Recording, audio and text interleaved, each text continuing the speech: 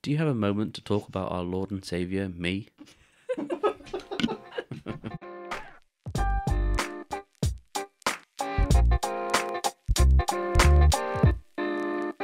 So, hello everyone, and welcome to another episode of the ExCommunicated podcast. I'm Jess. I'm Tom. And I'm Arthur. Tom and I are ex-Christians who are trying to find freedom after decades in the church, and we're joined by my brother Arthur, who is a lifelong sinner. I prefer the term heathen. Heathen. Lifelong atheist. And he joins us most weeks to talk about something that interests him, which is religion. And obviously it interests us too because we were in it. Yeah, we're out of it now. Thankfully. Yes. But anyway, today's going to be a very interesting episode because Arthur is here today to ask Tom some burning questions and how Tom would have answered them when he was in the church.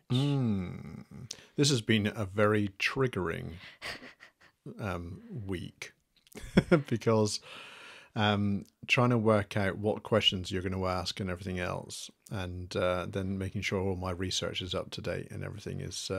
And like putting yourself in the mindset of a Christian again. Yeah. And like reminding yourself of the things you used to think. Absolutely. Yeah. So, this has been fun. Gee, thanks. Thanks, Arthur. I'm getting a look here. I'm getting a real side eye.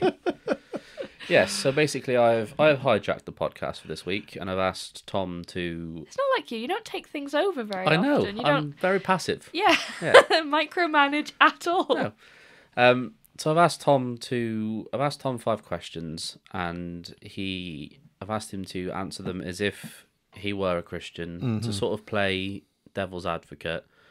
God's advocate. Exactly. And then to maybe sort of give some of his own opinions as well, and maybe what he would have thought and what the church would have. Yeah. You know. Yes. And then like how that's changed now. Like Yes. what do you think about those things, and how do you feel about the fact you thought those things as well, which is probably the triggering thing. Let's not go there. Yeah, absolutely.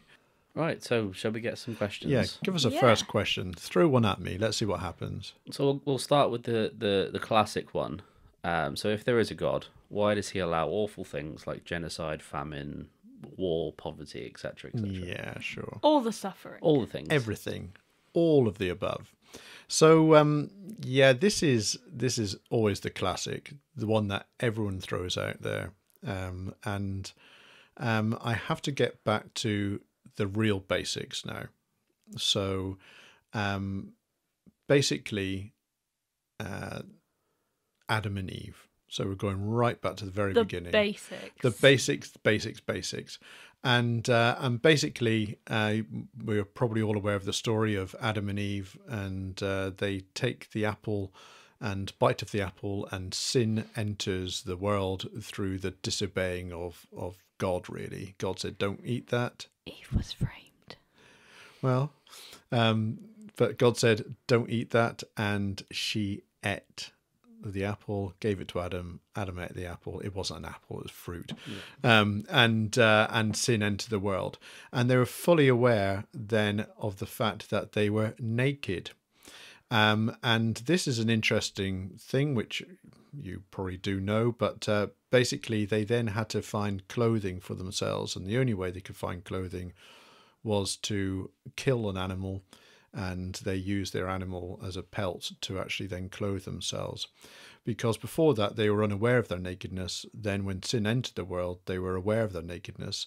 And the only thing that could do that was a blood sacrifice. Blood was then shed to actually cleanse their sin, in a sense, to cover their nakedness.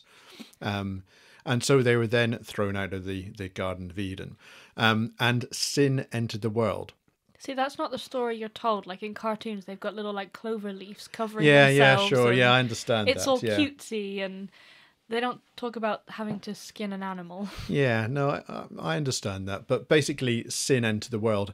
It was even C.S. Lewis wrote, probably one of the greatest challenges faced by Christians and Christianity is the reality of evil and suffering.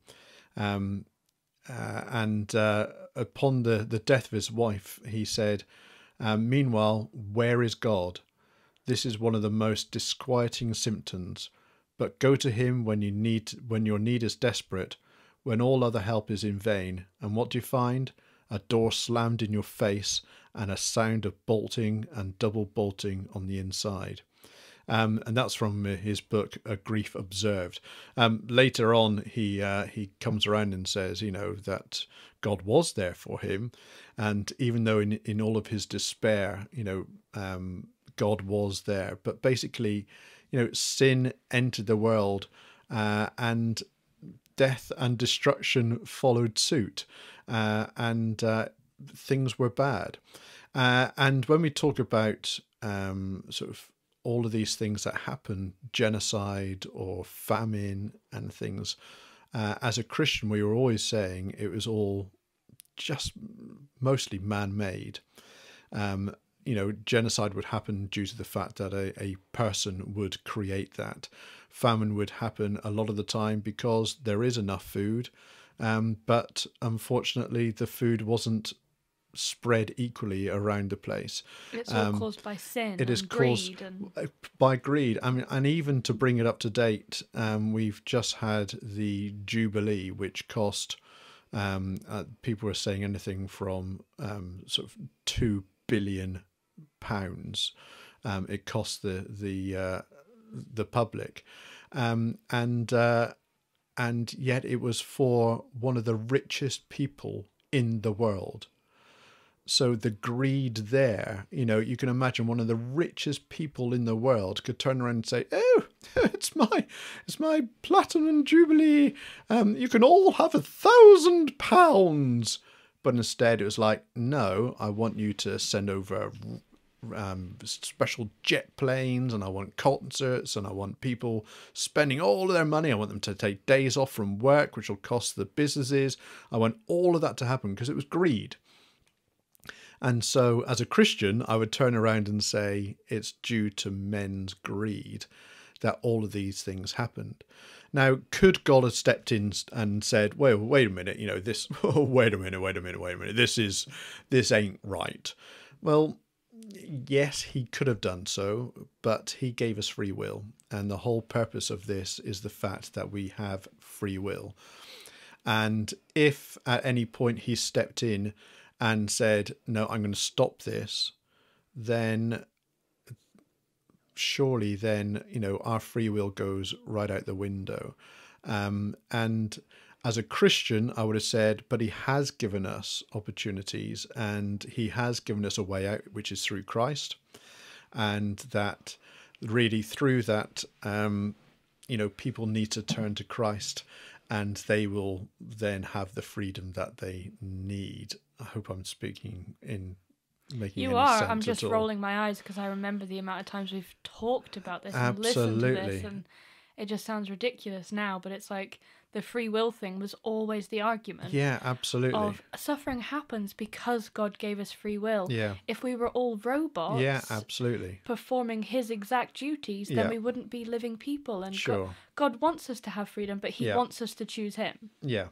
There's not freedom then. Well, exactly. Like I knew when I asked this question that the answer would be free will. Absolutely. Basically, Yeah, 'cause that always. is the classic Yeah. question you ask a Christian, and Christian will always say you have free will. What I always think is it free will if you're punished for then choosing something? Yeah, Mm-hmm. If exactly. God gets to the end of, if God takes you at the end of your life and says, you did this, to use Tom's example, you kicked a cat, I think he kicks your cat, by the way. I don't know. You did this is bad, therefore you're going to hell. Do you really have free will if your destiny is predetermined as soon as you do something that is your free choice to do? Exactly. That's more of a philosophical question. Yeah. But does free will exist if... Your only other option is to burn in hell for eternity. Yeah, absolutely. It's coercion, it's not free will. Yeah. But that would be the way that they would twist it, and the way that they would... And it almost... If you go to enough sermons, it almost starts to make sense. It sort of makes sense. And, I laughed at this because it was like, well, you don't want God to come in and intervene in these things, to stop genocide, to stop famine, to stop that child who's dying of starvation. But then the church teaches something completely different, because the church actually teaches you to pray.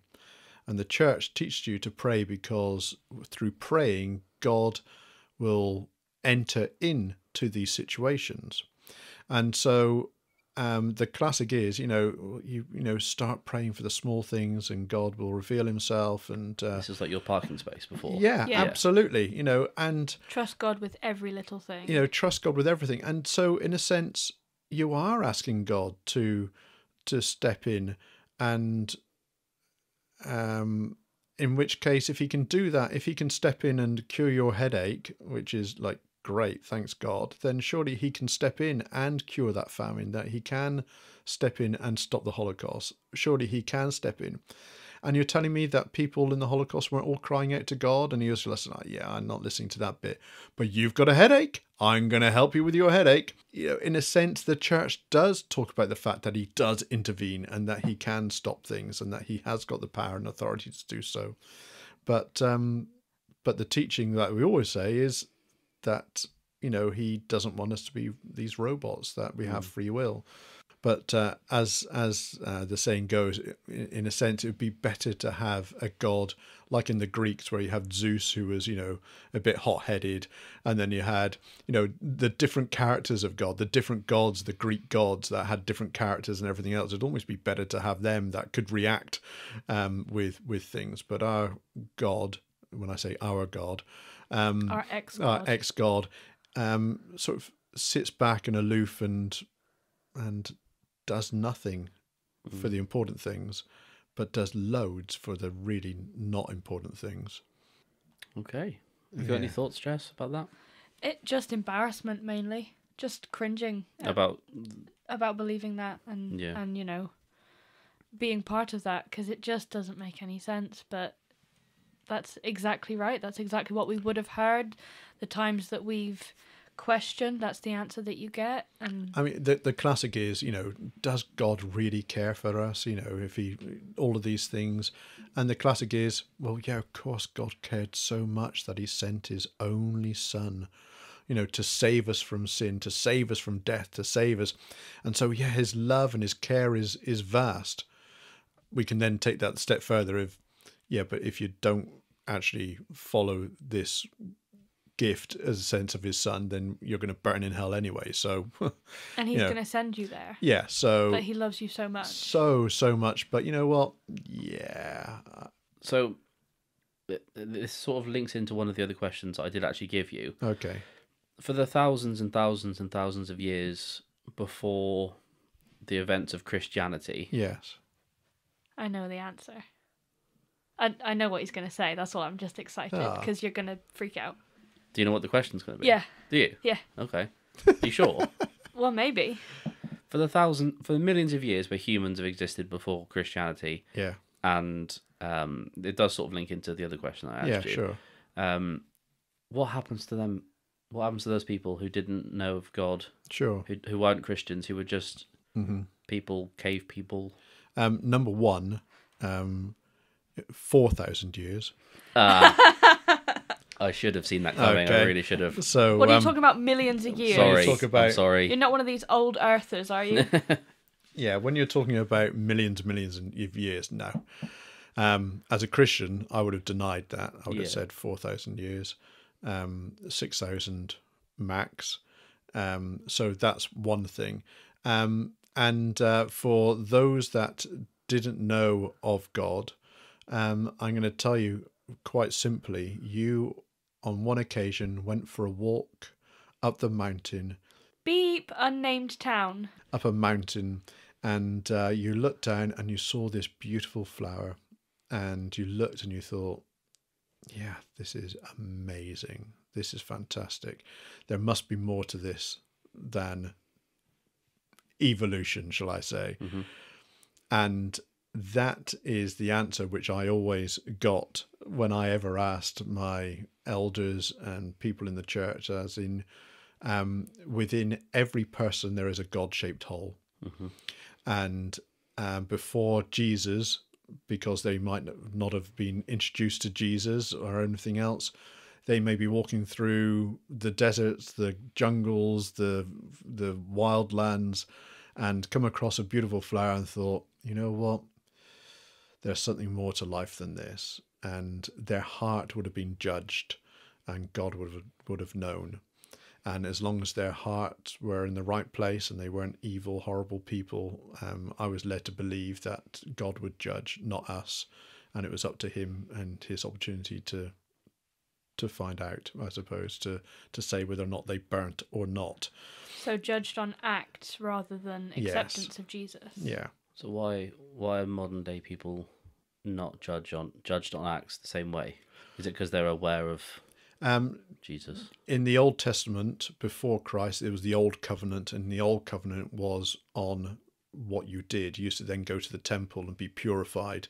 Once a year, you'd go and you'd take your lamb or your goat or whatever, and the priest would then stand in your place and be that blood sacrifice in a sense, and your sins would be forgiven, the things you'd done wrong. So that used to happen in those times, but then Jesus became that sacrifice for us. So he was the ultimate blood sacrifice for our sins. So we never had to do that. So we never had to do that again. And in the Old Testament, yeah, your life was judged differently because it was the Old Covenant. It was before Jesus, but you still used to go to the temple and used to get cleansed. But yeah, that sort of thing. But it was more on who you were. Mm-hmm. It was moron. Moron. That sums it up. Yeah.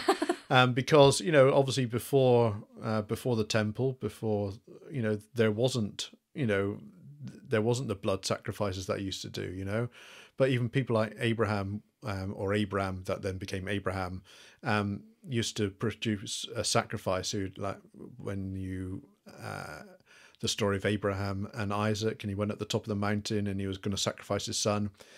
He was going to go there to sacrifice to God, mm-hmm. for the forgiveness of sins, basically a cleansing, because blood was then always used after sin entered the world, was always used then as a cleansing thing.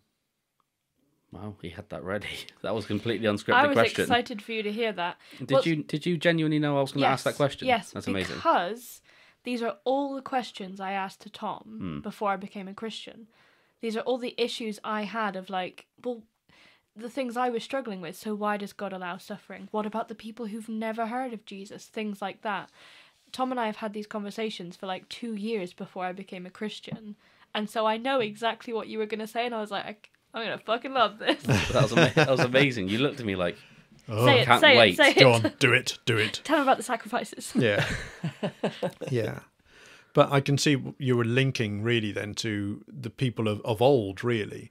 Yeah. And this is as a Christian, and I did believe this for a long, no, I think I believed in it right to the end almost, was that, the creation story, really. I think I was a creationalist through and through, probably.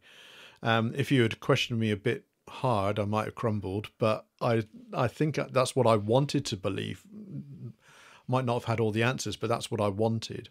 And so I did think that, creation was, about 4,000 years BC. So we're talking probably about 6,000 years-ish ago, Then there was the Great Flood, which was about 2,500 years BC. And then there was the Tower of Babel. Love this. So just in case people don't really know, the Tower of Babel was then the Great Flood happened. Noah and his sons were the only survivors on the earth. They had children, and it's about 2 or 3 generations that the population grew again, and they all, instead of going as God said, I want you to sort of procreate and spread across the earth. Go forth and multiply. Basically. Hump like bunnies. Yes. It doesn't say that. But yeah, basically hump like bunnies and go all over the earth. And instead they actually congregated in one place. And so the area became quite populated. And then throughout that, they then created this Tower of Babel. And they all spoke the same language at this point. At this point, they all spoke the same language. And basically they they built this tower as if to the story is almost to reach the stars, to reach God, and their wisdom was great and everything else. They were a good civilization, and because of that, God, in a sense, saw this and cursed them for some unknown reason. Because he is a loving, merciful God. They were arrogant, and they thought they could reach God, and so he then, dare I say, cursed, but he made they think up to 100 languages, and people from that area then went and spread around the world. So when we talk about places like Australia, where the Aboriginals supposedly lived for 40,000 years, it doesn't quite match with the 4,000 years that we're talking about here. But supposedly they left. Originally, the Aboriginal people came from Africa anyway. They think about 70,000 years ago, on boats, and managed to get across to Australia. Well, now let's talk about 4,000 years ago. They again split, and went on boats and found Australia that way about 4,000 years ago instead. I mean, as a Christian, you would say, yeah, but or as a Christian, people would say, yeah, but they've been 40,000 years. Say, yeah, but prove to me that it was 40,000 years. Say, well, there's paintings in the caves and everything else of creatures that no longer live. You say, well, but they might have been extinct 3,000 years ago, not 4,000 years ago. Prove to me that it was 4,000. Well, we're not scientists. We're not, you haven't got the exact proof. And so in this sense, in the end, 4,000, 40,000, unless you're actually an absolute expert in that field, it's really hard to. And even the people who were experts, the responses to those people would have been, "Were you there? Exactly. Did you see it with your own Did eyes? you see it? Yeah. Did you see it? And so that becomes really very, very difficult to prove or disprove at the point. But so things changed and people spread around the world, and there were different nations. That's what I would have said as a Christian, Tower of Babel. As a non-Christian, I think there's so many holes in this now. It just doesn't seem to make sense. My only concern is, as a non-believer now, there's very little information about whole civilizations that lived before 6,000 years, which really annoys me, because I want to find one which is 12,000 years ago. It's unlikely to happen because of the sort of domestication of crops and absolutely the springing up of like farming, and rather than being hunter gatherers and people who roam. Yeah. When it got to the point where you are planting and keeping crops, the birth of farming itself is pretty much the birth of civilizations. Sure. So you're not going to get anything further forward than that, because people lived in little tiny isolated pockets here and there where they could find shelter. Sure. So you're not going to, which then plays into the hands of the argument. Absolutely, and that frustrates me so much. And I know we can find areas where civilization started. I mean, I looked at the Tower of Babel, and the Tower of Babel was supposedly formed in a shape called a ziggurat. And a ziggurat is basically like a pyramid. And they reckoned then, therefore, the people left the Tower of Babel and went all around the world and produced ziggurats or pyramids all around the world. And that's why you see them in South America and all over the place, because it was a building they were used to, a building they had seen, a building they had used before. And so I look at that and I think, pants again, that falls straight into the Tower of Babel Christian sort of theology. Ken Ham is actually going to make a Tower of Babel, by the way. So by the Ark Experience, he's also going to make a Tower of Babel. So cool. Yeah, so that's very interesting. There was a temple uncovered in Turkey that dated back 13,000 years. Is that Göbekli Tepe? Yes. Yes. Yeah. And it was discovered that several versions of the temple had been buried and then rebuilt, but they were making it perfect. Okay. They'd been there a while. Sure. And every time something went slightly wrong, they would bury it and start again. So they were building a temple, which proved there must have been a community of people there with something to worship and enough people and enough time to build a temple. So that is kind of thought of as one of the earliest proof of civilization Sure. so far. Yes. You Yeah. know, Of course. There yeah. will be more. Yeah. That's what we found so far. Yeah.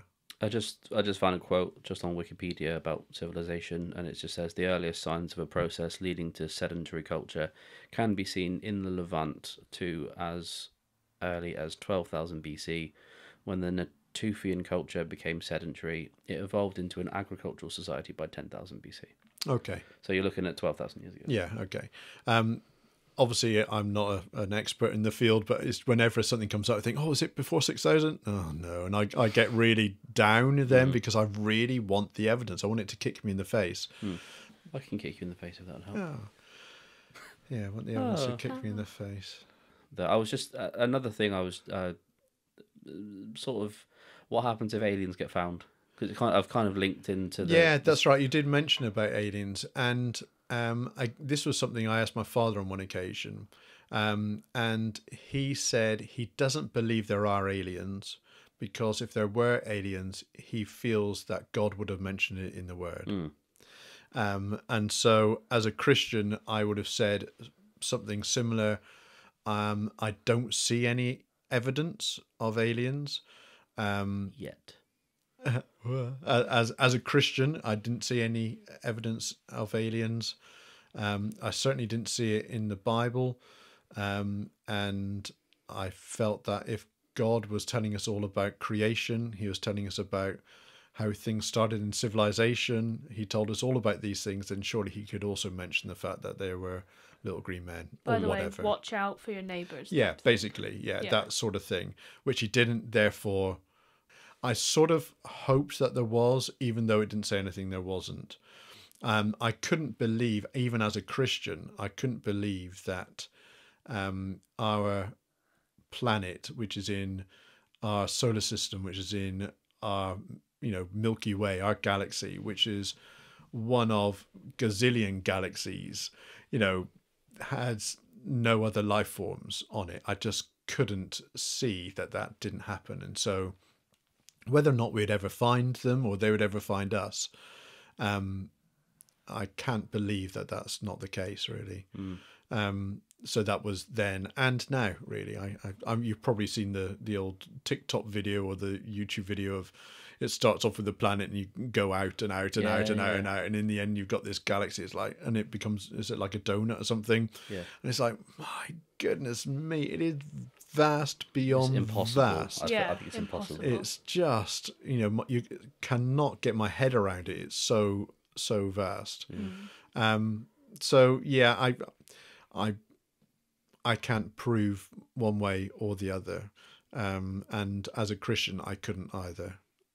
But as my father would have said, he didn't because there was no evidence in the Bible. Yeah, but then the argument I would have to that is he never mentioned South Americans. God never mentioned polar bears because they didn't know they were there. Absolutely, and literally. At the very beginning, they literally believed the Earth was flat and the Earth was had foundations. It was built on a platform. That's what they thought because they weren't scientists. They didn't have telescopes and satellites outside whizzing around the Earth to work out what things were. I think, well, why on earth didn't God mention the fact when they talk about. And the earth was, on the foundations of the earth. And God said, whoa, wait a minute. What do you mean foundations of the earth? It's a sphere and we're floating in space. It's like, all right, okay, yeah, we'll change that bit in the Bible. And all those sorts of things. You think God would intervene and tell him a little bit more about the earth. And, free will. You knew this. He wouldn't do that. Of course, yeah. No, but he'd help with your headache. Jess, aliens. You up for that? In for that? Oh, absolutely. Yeah? Absolutely. Do you think they'll be good or bad? I think there's all types. There's good and bad humans. Why wouldn't there be good and bad aliens? Maybe their alien god gave them free will. Maybe. True. So maybe there's greedy ones. Yeah, that's true. It's bizarre. Is a bizarre subject, isn't it, really? Yeah. And I know there's so many books and so many films and so many ideas about aliens, isn't there, really? That is a wonderful thing for us to speculate, and science fiction. I love sci-fi, and so I love all of that stuff. So it's great for your imagination to go wild and think, oh yeah, it's this, that, and everything else, and spaceship. Oh man, I'd love a spaceship, and all of those sorts of things. It is almost like the last frontier, isn't it? Really. So yeah, fantastic. This has been the Alien Podcast. Yes. Ready for question 3? Yes. Yeah. So, if God is all powerful, so omnipotent, Yes. why does he care whether or not people follow him, worship him? Good one. Surely someone that powerful and that all-knowing, etc., etc. Doesn't need validation. Yeah, the little humans don't care. Yeah. Why would he care? Yeah, absolutely. Tom's reaching for a piece of paper ominously. So, the short answer is this.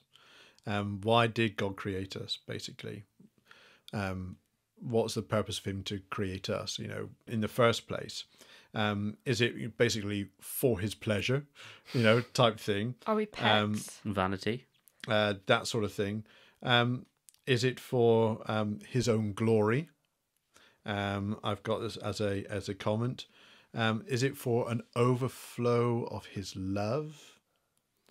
Don't like the sound of that. Or is it for us to be like him? So basically, I got a couple of ideas here. So he would to care, he would have to create us in the first place, and that's where I came from, really. So basically, it pleased him to do so, and it was basically, if you look at an artist and you say, well, why did you paint that picture? It's like, well, I love painting. But why do you love painting?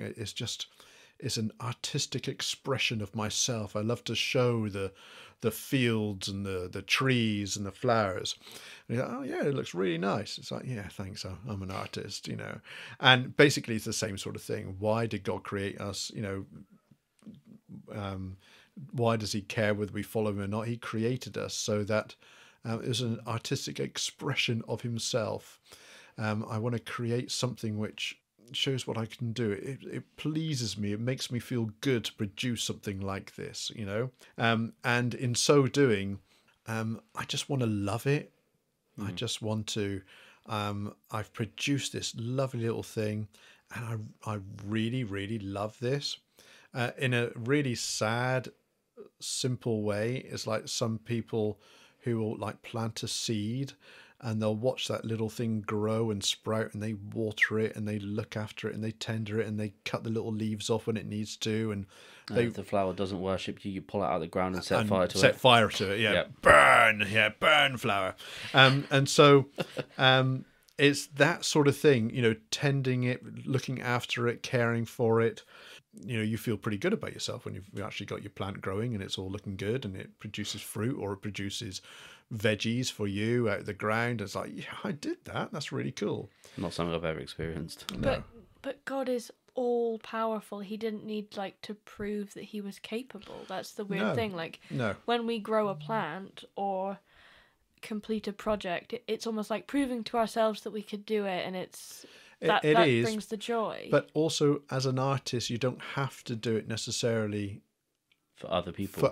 Yeah.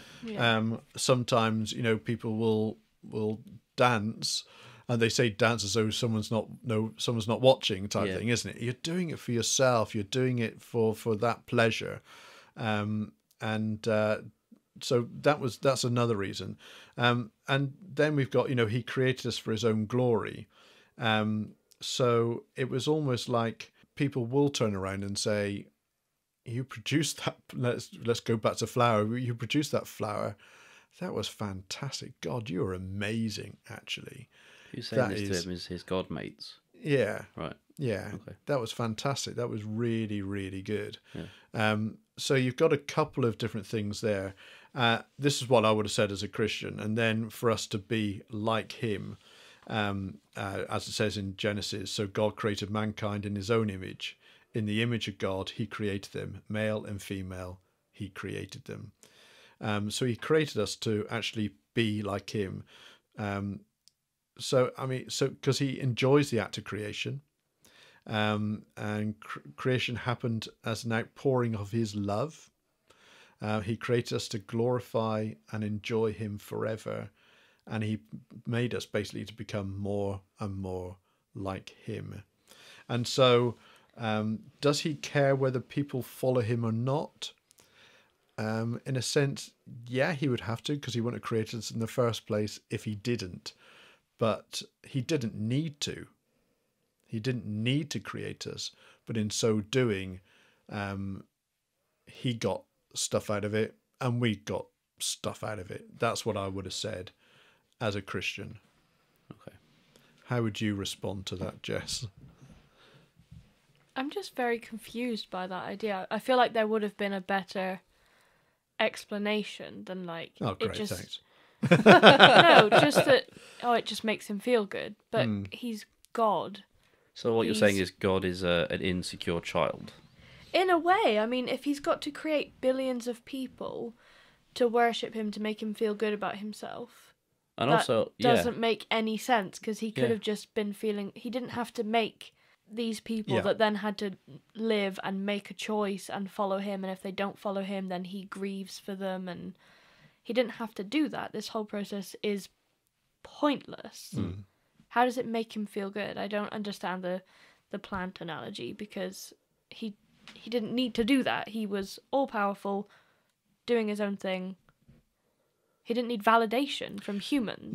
No, absolutely. And as a Christian, I would say, no, of course he didn't need validation. You know, he was God. But he was being creative. I would have said, you know, he was being artistic, he was being creative, and he decided to create. He didn't need to create, but hey, what the hell? I'm going to make something today. And in so doing, actually, these things are pretty cool. I quite like them. I quite like that. That's quite cool. It's just quite annoying to think of it being that flippant, though, because he's just created these beings that are going to sin, are going to suffer. Yeah. Gonna die. They're going to die. Yeah. And if they don't follow him perfectly, they're going to spend eternity in hell. So it's not just, I'll make these things, these are fun. Yeah. There's consequences to that. Absolutely. And he would have known the consequences to that, because he knows you before you're knit together in your mother's womb. Yeah, he sure. knows you before you exist. He knows what you're going to go through. Yeah. He knows the stress, the pain, the struggle that you're going to go through. And he just made you on a whim because he was being creative. Yeah. That pisses me off. Yeah, absolutely. Like, now on the other side of it, I'm like, what a stupid argument. Yeah. Sorry, I always get angry on this podcast. That's fine. I'm going to sit back in the wardrobe. I'm just Rick and Morty. I don't know if anyone watches Rick and Morty or has watched Rick and Morty, but basically he has a spaceship, and the spaceship breaks down, and they decide that the actual part is broken and they need to replace the part, which is energy. And so they shrink themselves down and go inside I assume it's like a battery or something. And inside, Morty realizes that inside the battery are just loads and loads of little people. And I think they're stepping or standing or something to create the energy. And they think that Rick is God. They say, oh, it's God, he's returned again. He said, oh, yeah, and are you doing all the energy are you making the steps that I told you to do? No, we've decided we don't need to do that anymore. He said, well, that's basically why they broke down. He didn't say that to them. And they said, no, we don't need to do that anymore. We've got a scientist here. We've now developed as a civilization. We've got a scientist here, and he's decided that actually there's another box that will produce it for us. And basically they go back and back and back through civilization to civilization with all these people doing different things to create energy. And it was a really flippant thing that he did to create energy for. The idea is that he's created all of these little creatures. He's created these worlds, whole worlds, to create energy for himself. And it's just a flippant thing. And Morty can't believe, basically, that he's created a world. What just produced energy for me? And he said, well, yeah, I'm God, and it is almost that sort of attitude. I remember being a Christian once and saying, that weekend I was Christian. And saying basically on the lines of, yeah, but he was God, he could do what he liked. If he wanted to be a sick bastard, then he could be. If he wanted to be an all-loving God, then he could be. He was God. We just assumed that he was a wonderful, loving God. assumed. Because the Which book makes told an us so. ass Because out the- of you and yeah. me. Because the book told us that he was a loving God.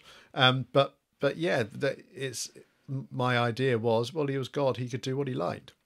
And that's just an awful concept, really. That he just did what he liked, Yeah. and it created all of this Yeah. Yeah. for so many years, thousands of years. Yeah. We've lived 6,000. 6,000 years.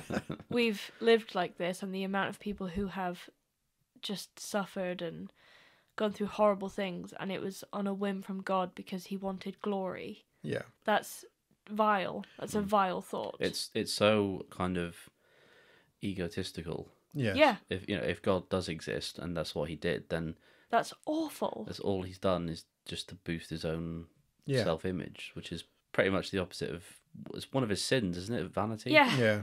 Yeah. I think it's weird. The weirdest thing of all of this is a cartoon other than The Simpsons just got mentioned on this podcast. Yeah. It shouldn't be allowed. Sorry. Let's move this back in the right direction. Shall we? Sorry. It's just you just think of Christianity as a whole, the destruction it's caused. But let's say Christianity wasn't around. Obviously, Judaism wasn't around. So the Muslims, therefore, which is a very similar religion, wasn't around. We'd still be left then with other religions, and that's the bizarre thing, how that man just craves this Answer. answer. We want an yeah, answer. to life, and so we make up gods or we make up religions, and I find that quite disconcerting again as now a non-believer. It's something that humans have done since the dawn of humans. Yes. There's a quote, and I was looking for the author of the quote, but it's an interesting quote, and it's that man made God in his own image, which I think is quite ironic. Yeah. It's turning Yes. the Bible thing on its Yeah, head. sure. Even going back sort of 4,000 years ago to the people who were the Europeans before the current Europeans, they had their own gods, and they're similar. Like you have there's two gods called Man and Twin, and they were the creators of the universe. Sure. And this is before any of the Abrahamic religions existed. Yeah. So man has always looked and gone, there's got to be a reason for this. Exactly. We're And not as far here as for we nothing. know, exactly. As far as we know, humans are the only people who've done it as well. Like animals that have done it. Sorry, not people. Yeah. It's just an inherent need to explain things. Yeah, exactly. Yeah. You don't want to feel unimportant. You don't want to feel like your life means nothing. No, and you don't want to feel like you're going to be here on this rock toiling for 80 years, and then when you die there's nothing, and Sure. it was all for nothing, and it was Yeah. pointless. That's horrible. Mm. So you look for reasons. You look for, oh, well, I'll go somewhere after this, or Yes. there's a soul, or there's a God, or there's Yeah. heaven. Sure. Or this is It's- all worth something. Yeah, it's all Yes. worth something. There's a reason that I'm here. It's just comforting. People need Yeah, that. absolutely. Yeah. No, I understand that. I'm just wondering if there was another way. Was there another way 4,000 years ago where they didn't have to think of a god because that's caused so much trouble Yeah. since? That's all I'm saying. It's just wars upon wars upon wars. It's just And sacrifices. and so- and- yeah. Slavery. Yeah. Everything has just come from religion. Yeah. Nothing good has come from religion. No. That's a different podcast entirely. I think. But I don't know if I agree with you there. So, a lot of what you were saying kind of links into my next question. Right. So it's almost like you've done this before. Oh, wow. So I wanted to know, if humans are made out from God's image, how would a Christian explain things like birth defects, inherent diseases, things like clear evidence of evolution? So, like, if you see, I saw a picture today on Reddit of the hand of a baby orangutan before it got all its fur and stuff, and it's just a baby's hand basically. Sure. And how would a Christian explain those things? Because God didn't have cancer. So how do you explain people who have cancer? God didn't have Cleft lip. Yeah, exactly, Yeah. that sort of thing. Sure. God, how are these things reconciled by Christians? Okay. Okay. Oh, he's rolling up his sleeves. So basically, again, it comes right back to the beginning, to sin. and so the Christians would explain everything with sin.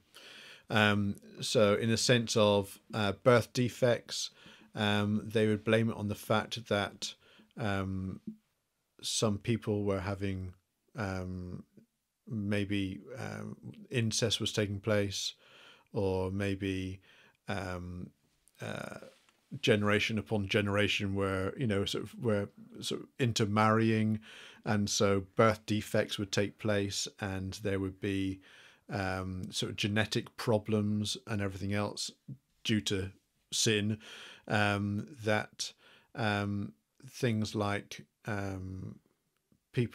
men were having sexual intercourse with men, and that would bring in sort of diseases and things, and so they basically explain everything away with sin.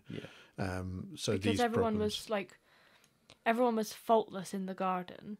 yes, There were no diseases or birth defects or Absolutely. issues. Yeah. But then after the fall, yes, people started to get sick and people Yes. started to have issues. And because basically initially, obviously it was Adam and Eve, they had children. Well, those children would have to have had sex with either Each other or siblings her mum. or Their whatever. mum, sorry, yeah.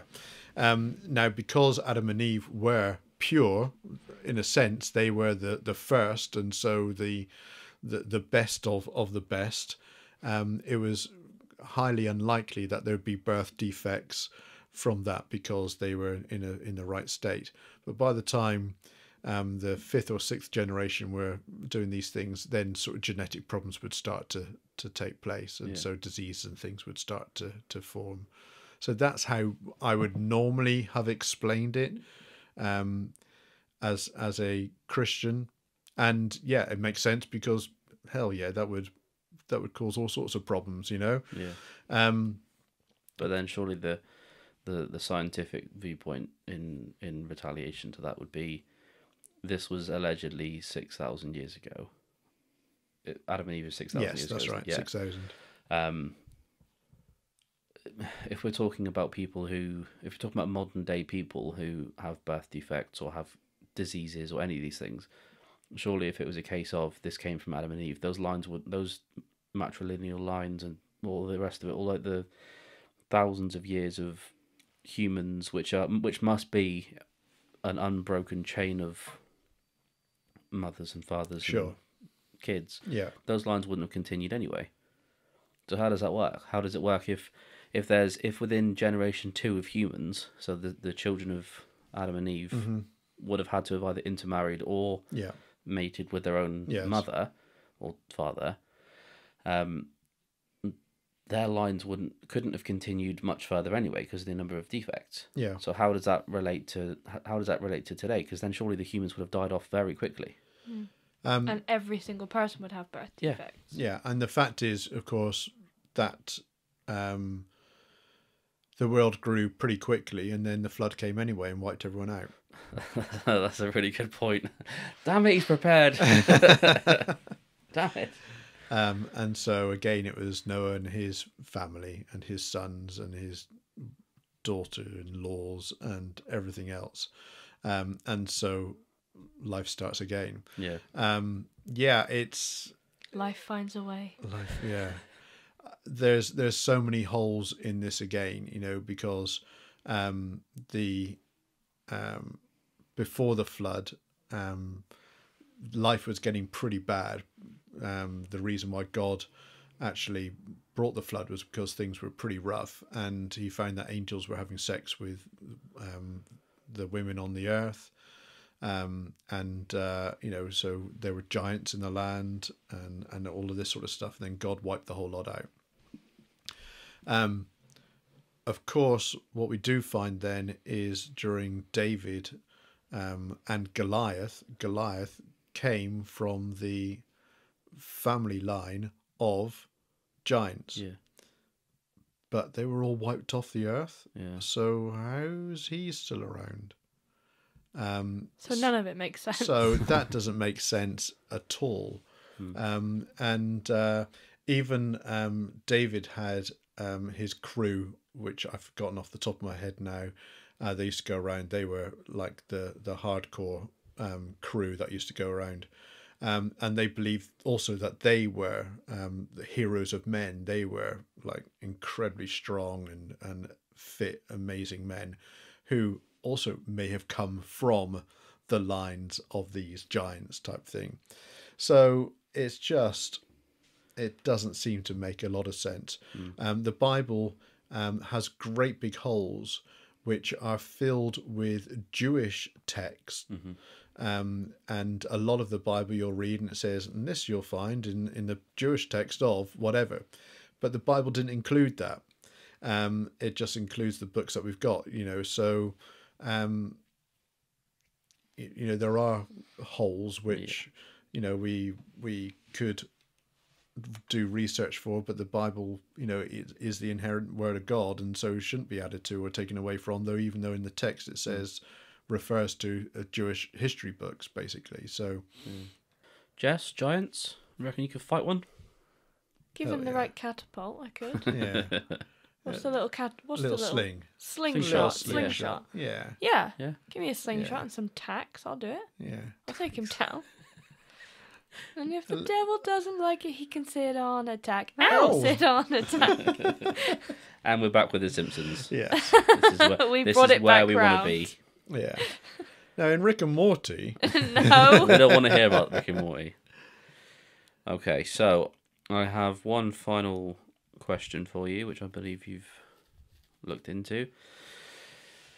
So much is made of Christianity being incompatible with homosexuality, etc., etc.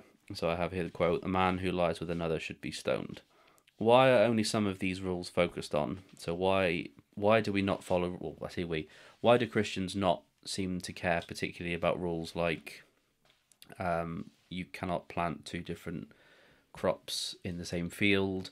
Women aren't allowed to learn to different fabrics. You can't cut your hair. Any of these rules that mostly show up in the same area of the Bible as this whole anti-Christianity thing, they just get ignored and they're cherry-picked. How do we deal with that? Other than Christians tend to be homophobic. Yeah, I mean the areas in Leviticus that you're referring to, we've got do not practice homosexuality, having sex with another man as with a woman is a detestable sin.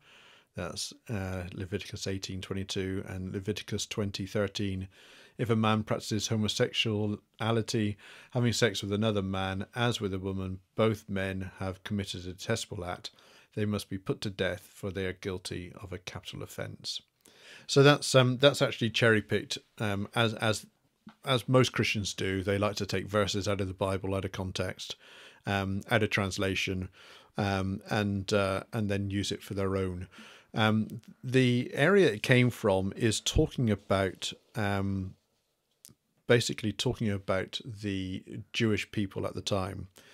And it talks about mixing two fabrics. You probably, don't mix this fabric with another fabric. Don't plant this seed with another seed. Don't something with something. I think I might have even written it down. Don't run while holding scissors. Don't That run too, with holding yeah. scissors.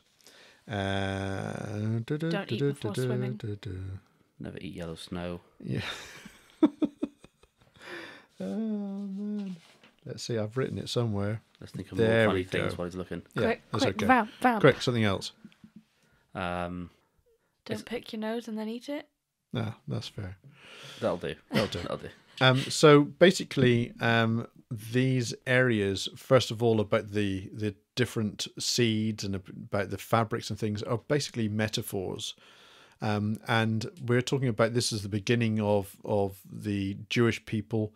And God wanted them separated from the Gentiles. He didn't want them mixing ever with them. He wanted the pure Jewish people. So the cattle that we're talking about is the meat of the word of God. So it's don't mix God's word with worldly doctrine. So don't mix, the Bible with other stuff that's going around. So that's a really important thing. The seed is the seed of faith.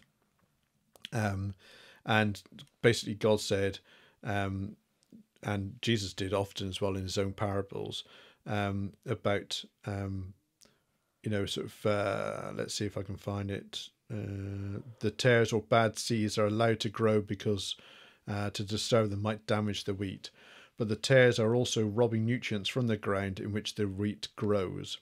So you don't want to, mix the two. You could mix the two seeds together, but, one will take the nutrients from the other. So it's best to keep your faith pure in that sense. And blending fabrics is basically the classing of covering your bodies from sin with Christ. So it's not Christ plus religion. It's Jesus, that will actually do that. So it's talking about being separate, not mixing all these things together. Now, how does that fit in with the homosexuality?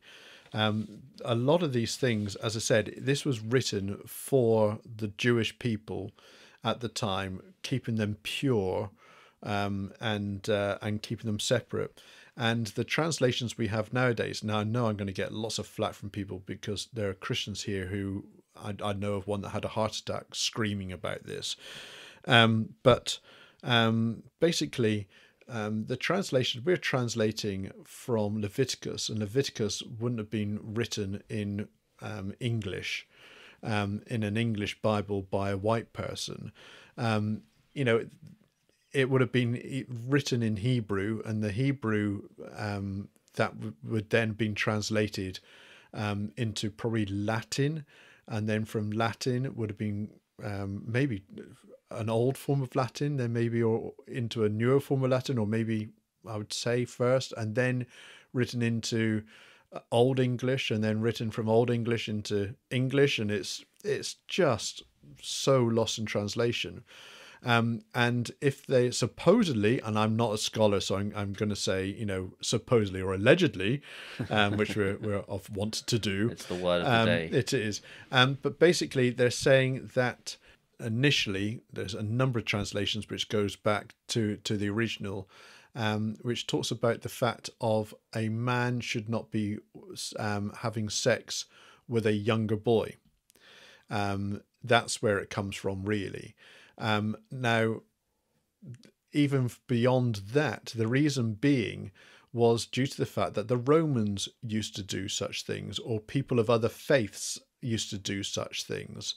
And that's why it was detestable, because a young boy, not that they didn't like the fact that a young boy was having sex with a man, it was due to the fact that a young boy would sometimes come into to work for the older man, and to get on in life you would have sex with the older man.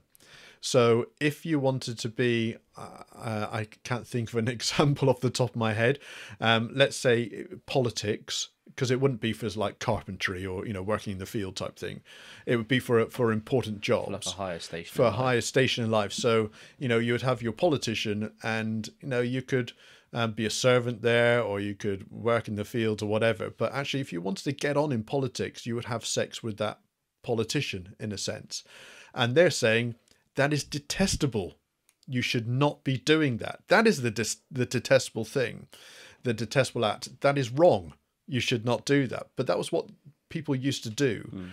And in a strange sort of way, that is what still happens today. People that want to get on in life, they will sometimes have sex with the boss. It's what was our that's my tummy. bear? I'm sorry. And so that's what they were saying was the detestable act.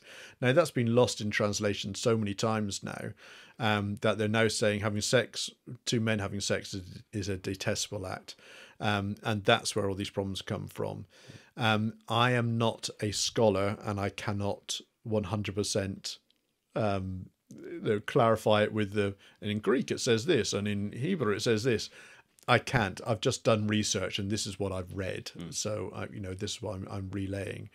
Originally, as a Christian, I would have said that was just talking about the fact that we should be separate from the world. We shouldn't mix with the world. We're Christians. we're of the world, but we don't want to be in the world. We're Christians that need to follow the standards of Christianity and not be pulled aside type thing. As a Christian, that's what I would have said. Yeah. As a non-Christian now, looking at it, it's like, I'm sorry, these were rules written for people at that time, and it has been so lost in translation. It's a real mess now, I think. It's along the sort of lines about how people in the Jewish faith and the Muslim faith don't eat pork. Yeah, and that turns out that it's likely to do with the health standards and the hygiene of pigs in those days. Yeah, those rules were written in those days when, you know, there may have been like a swine flu outbreak or something, and they knew these animals were not clean, and they said, right, well, we're not eating them then. Yeah, and that's ballooned 2,000 years later, and they still don't do it today. Yeah, absolutely. Same sorts of thing. Yeah, absolutely. And they made sense at the time. Yeah. And you can see, it would be detestable to have sex with an older bloke so you can get on in life. It's like, no, you don't do that. It's gross. You know? So, final question. Dinosaurs. What of them? Tell me. Oh, man, fantastic. Growing up, I used to love dinosaurs because all kids love dinosaurs. It's the law. Yeah. Which is great. I was never one of these like crazy dinosaur kids that knew every name of every dinosaur in the world and all that sort of stuff. I just used to like them. They're monsters. And to be fair, I would never remember anything They're anyway. Monsters. So you know, is that right? They're monsters. Yeah, they're welcome. I used to like them. They're monsters. Yeah, so that's the sort of thing why I liked them, and they had, you know, big teeth and fangs, and as far as I was concerned, monsters, cool. Great. Yeah. I never really asked my parents about what they thought until later on. I said to my father, who was always the font of all knowledge, I said, "Where do you think dinosaurs came from?" And he said, Let me see if I can guess. Yeah, preempt. Go on. Did he say something along the lines of, "They're put there to test us"? No. Okay, that's what I've heard quite a few times. Yeah, a lot of Christians believe that. No, okay. He said he believed in dinosaurs, and so that was good. But he believed that there was a gap in Genesis. Bible's coming out, folks. And he believed that, I'm going to just see if I can find out what he quoted. You can hear the pages turning. Look, it's a crisp Bible. It's not been open for a while. I'll read this more now than I used to. No, I don't actually. You're wrong. I'm lying. So in the beginning, God created the heavens and the earth. The earth was formless and empty, and darkness covered the deep waters, and the Spirit of the God was hovering over the surface of the waters. Then God said, "Let there be light," and there was light, and God saw that the light was good. Then he separated the light from the darkness. God called the light day, and the darkness night, and evening passed, and morning came, making the first day. Now, he believed there was a gap, and he believed that, number one, we can't necessarily say that these were literal days. So he said, I know it's because obviously the first one isn't a day yet. It's not a full day has happened yet. Even though it said, and let there be light, and let there be space between the waters and everything else. It's not until later on that the light appears in the sky, the sun appears and the moon appears, that the first day officially happens. Officially. You know, because when records began. Because before that, 24 hours wouldn't necessarily happen because he's only just created the earth, the sky, and the stars, and all that sort of stuff. Doesn't quite make sense. But anyway, so he reckoned that during that time, that's when dinosaurs ruled the earth. In that gap. Gap. Before the first days.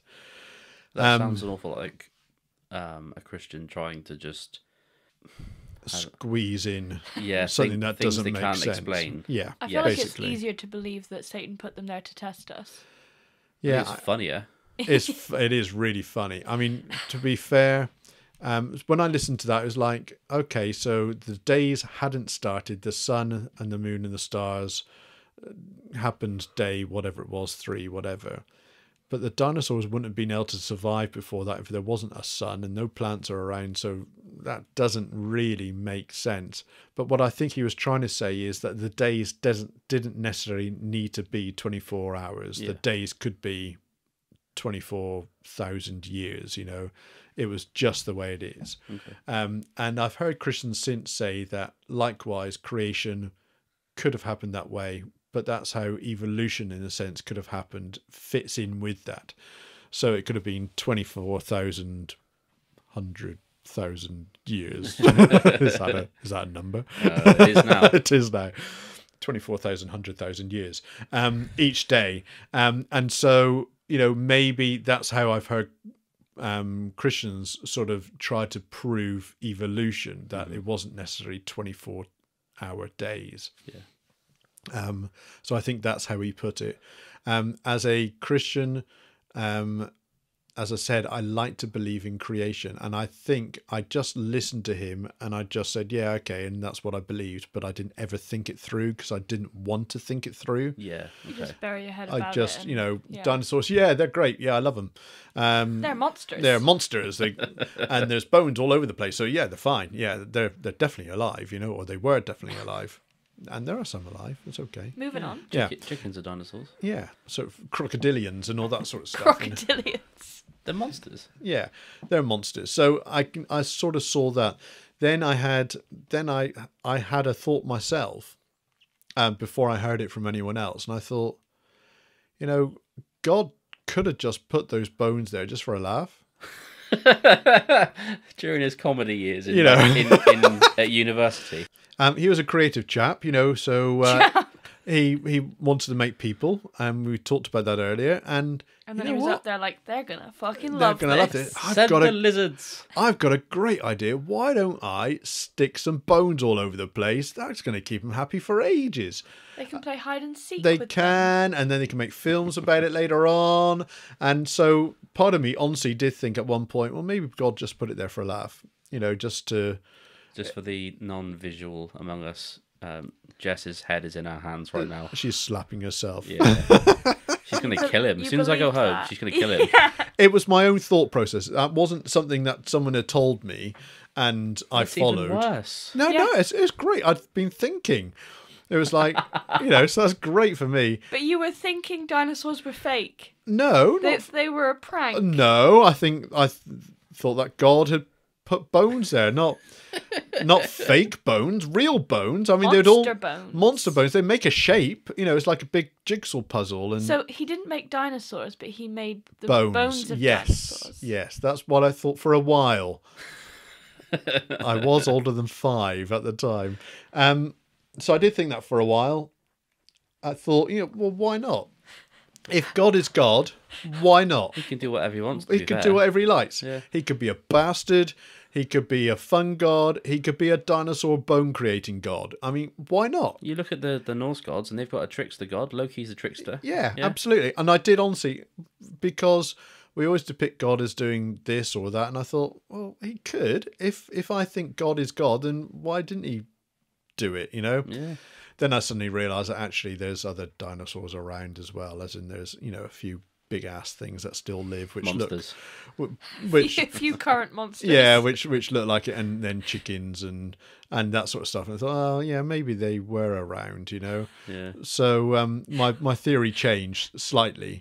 Good. But to be fair, you know, I still think, well, maybe. Please tell me, when did you start believing in dinosaurs again? Oh, I don't know. I don't want to give you a date because you'll never speak to me ever It's again. like March. I was in my adult years.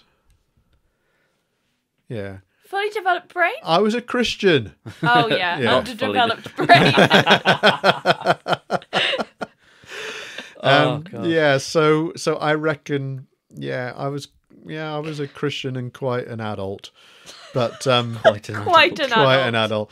But it wasn't long before I realised that was probably quite a bad idea. Yeah. But I still didn't really think through. I still didn't have a real answer as to where they came from or how that fitted in with creation or anything else. I know Ken Ham, the guy we've mentioned a couple of times, believed that some of them went on the ark. Yeah. Dinosaurs. Yeah. But I don't know where that theory comes from, and I didn't really want to look into it because he winds me up so much. In fact, to be fair, a lot of this stuff that I've been looking at today wound me up so much I wanted to, Oh, I'm sorry. Yeah, no, it's okay. It's fine. But yeah, so dinosaurs. It wasn't until later on then that I realised that there were dinosaurs, but I just didn't know how, why, what, where, when. I think quite a lot of, like you've just said, a couple of different things that point to the fact that Christians tend to sort of twist things to fit the narrative they believe, and if it doesn't, they will just go, I don't know. Just not think about it. Yeah, let's just bury my head in the sand, move on to the next thing. I think the classic is with Christians, is they think it's really clever. And I used to think, ask me any question, but I'm not an expert, and if I don't know something, I'll tell you. And so it was almost like a get out clause. Yeah. So what about dinosaurs? Oh, yeah, it's a hard one. I really don't know. I'm not an expert. I'm not an expert. Oh, right. Oh, okay, then. So what about genocide? Yeah, it's a tough one, isn't it?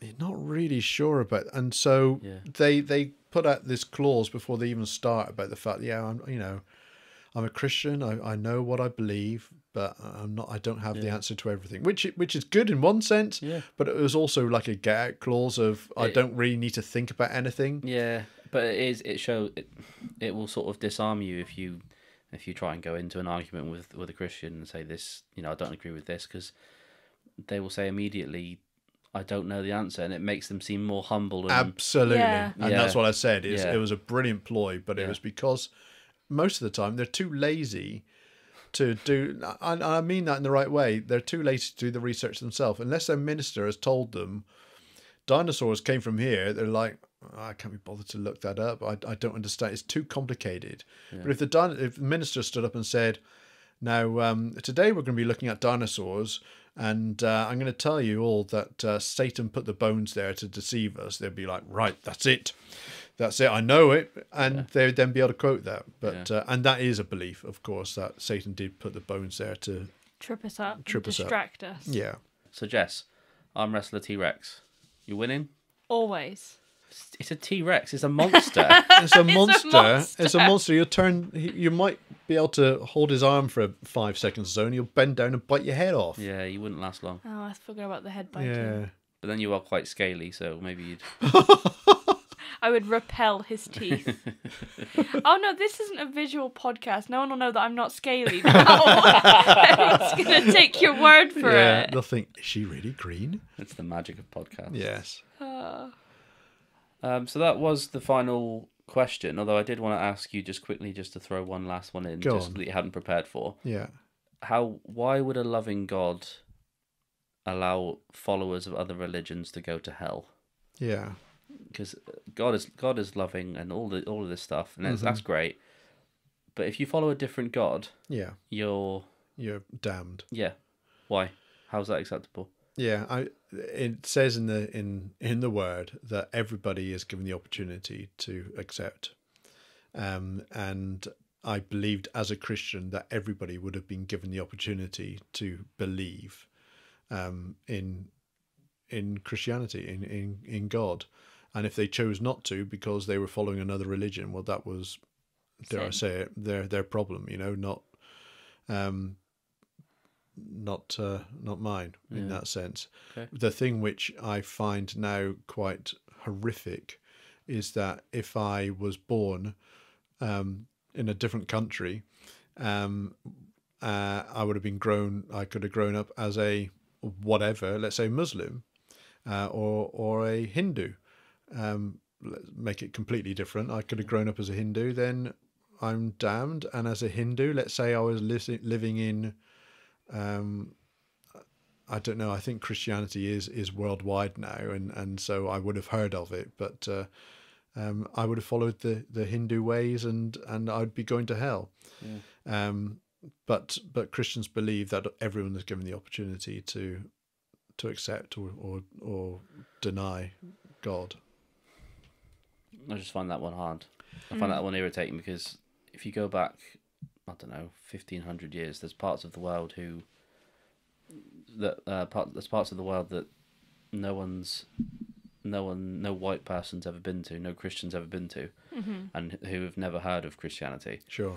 So Even now, I mean, there are certain tribes that have never been touched by human hands. There's certain, places you can't visit, and your dad would always have an answer for that, wouldn't he? Yeah, again, he would say that if their hearts were pure and if they were looking and believing that there was a higher entity that was God, then they would be judged, accordingly, in a sense. That's what he would say. But that's what pushed, oh man, if dare I say it, that's what pushed, a lot of the explorers, especially the Catholics and everything else, to go to other lands and spread their word. Teach them about God. Lying spread gids. their word with smallpox. guns. Yes, spread their word with knives and killing and love. No love. Yeah, I mean, it was just for money. Again, it was religion. They spread their word for money. They went and to see how much they could get. Yeah. It was all glory and personal gain, wasn't it? Yes, I think so. But as a Christian, you would believe that everyone Was given an opportunity. was given one chance, Yeah. at least one chance once in their life Yes. to be touched by God. Yeah. And if they turned it down, that was between them and God. Yeah. Not saying that a missionary had to go and speak, because God was omnipresent and all-powerful, and so he could speak to that one person in the tribe personally and say, hey, how you doing? Fancy some heaven? Yeah. And if they turned around and said, whoa, what was that? Don't like you, then, they were damned, or, whoa, there's a God out there, Can I interest you in our Lord and Saviour, me? Exactly, yeah. And they'd go, yeah, and all would be well. And they'd be saved. Yeah, that'd be it. And that's what I believed as a Christian. Yeah. New intro sting. Yes. Can I interest you in our Lord and Saviour, me? That's got to be in there. Well, that kind of takes us to the end of my questions, Yes. including the bonus one that you hadn't prepared for. Yeah, well, so there you go. Look, thank you very much. no worries. Hopefully, I answer them well enough. I do jumble up sometimes, but Just quickly, how do you feel about those things that you believed? Like, looking back, you earnestly believed all those things as fact. yeah, sure. Now looking at it with like your new mindset and your new worldview, how do you feel about those things, those answers you just gave? I think you can give answers to anything to anyone, and make anything work. It doesn't matter who you are. I remember reading a map on one occasion, and I was on a mountain reading a map, and I had an instructor next to me, and he said, I want you to find this lake. And it was a little way off, and he said, where is it? And I said, there. And he said, where's the mountain? I said, over here. He said, okay, well, where's the river then? And I said, down here. And he said, well, where's the lake? And I said, there. And he said, you're using a different map. And I was using a different scale map altogether, but I made it fit.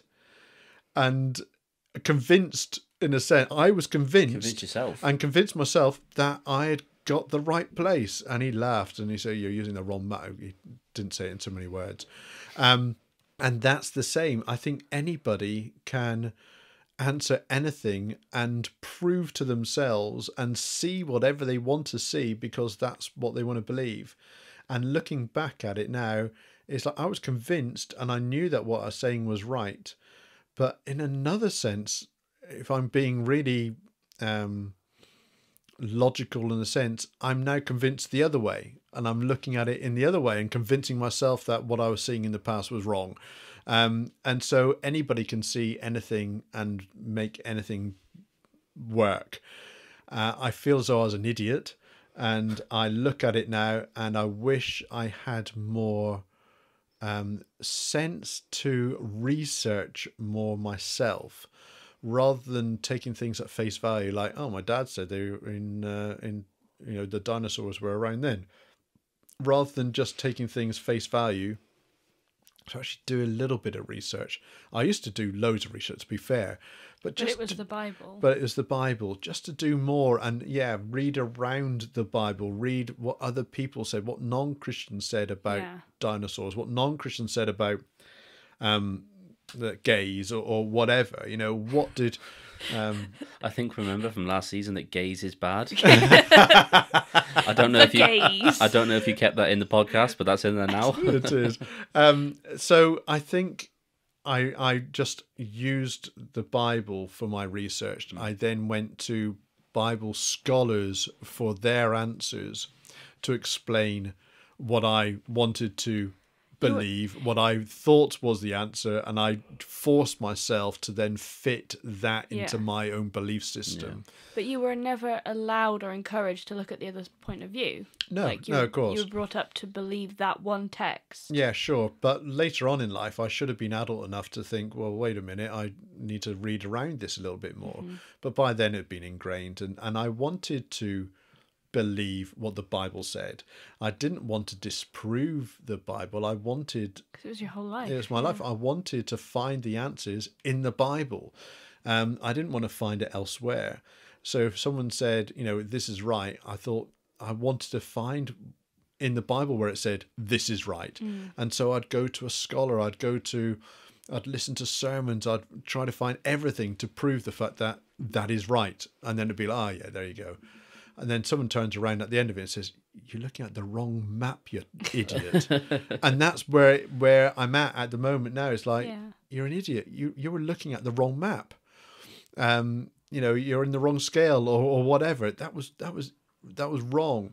And so, I feel silly, but in a sense, I think it's a lesson to us all to not take even what we're saying for granted, not to listen to us and say, oh, well, Tom and Art said that this was right, therefore it is. Well, no, it might not be, because, we're talking from our own experience. We all need to do... Talking through our bollocks. Yeah, I wanted to say that.